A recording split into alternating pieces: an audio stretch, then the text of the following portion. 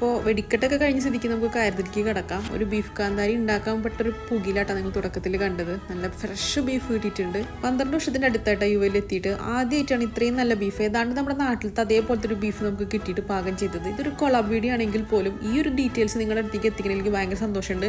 കാരണം എന്നെപ്പോലുള്ള മലയാളികൾ കുറേ കാലമായിട്ട് അന്വേഷിക്കുന്ന ഒരു കാര്യമാണ് നല്ല ബീഫ് എവിടെ കിട്ടുന്നുള്ളത്. എന്തായാലും അതിനൊരു ഉത്തരമായിട്ടുണ്ട്. ലോക്കൽ ബീഫാട്ടത്, അതുകൊണ്ട് തന്നെ നല്ല ഫ്രഷ് ആയിട്ട് തന്നെ അവരത് നമുക്ക് എത്തിച്ചു തരും. ആപ്പിൽ പ്രീ ഓർഡർ ചെയ്യാം, അതെല്ലാം അപ്പോൾ ഓർഡർ ചെയ്തിട്ട് നമുക്ക് വരുത്തുകയൊക്കെ ചെയ്യാട്ടോ. എന്തായാലും കാന്താരി മുളകും കറിവേപ്പിലയും സവോള ഇഞ്ചിയും വെളുത്തുള്ളിയൊക്കെ നല്ലപോലെ മുപ്പിച്ചതിന് ശേഷം മല്ലിപ്പൊടി ഗരം മസാലയും കുരുമുളകിൻ്റെ പൊടി മാത്രമായിട്ട് നമ്മളിതിൽ ഉപയോഗിക്കുന്നത്. മുളക് പൊടിയോ അതിൽ മഞ്ഞൾപ്പൊടിയോ ഉപയോഗിക്കുന്നില്ല. പൊടികളൊക്കെ നല്ലപോലെ വഴണ്ടതിന് ശേഷം തക്കാളിയും കൂടി മുപ്പിച്ചെടുത്തിട്ട് നല്ലപോലെ വഴറ്റിയെടുക്കണം. വേവിച്ച ബീഫും കൂടി ചേർത്ത് കുറച്ച് ഉരുളക്കിഴങ്ങും കൂടി വേവിച്ചെടുത്തിട്ടുണ്ട്. അതും കൂടി ചേർത്ത് നല്ലപോലെ വേവിച്ച് നമ്മുടെ ബീഫ് സെറ്റായി. ഓൺലി ഫ്രഷിൽ നല്ല ലോക്കൽ ബീഫ് മാത്രമല്ല കേട്ടോ, നല്ല ലോക്കൽ മട്ടൻ കിട്ടും. അതുപോലെ തന്നെ അവരുടെ ഫാമിൽ വളർത്തുന്ന ചിക്കനും ബാക്കിയുള്ള കാര്യങ്ങളും ഫ്രഷ് വെജിറ്റബിൾസും ഫ്രൂട്ട്സും ഒക്കെ ഉണ്ട്.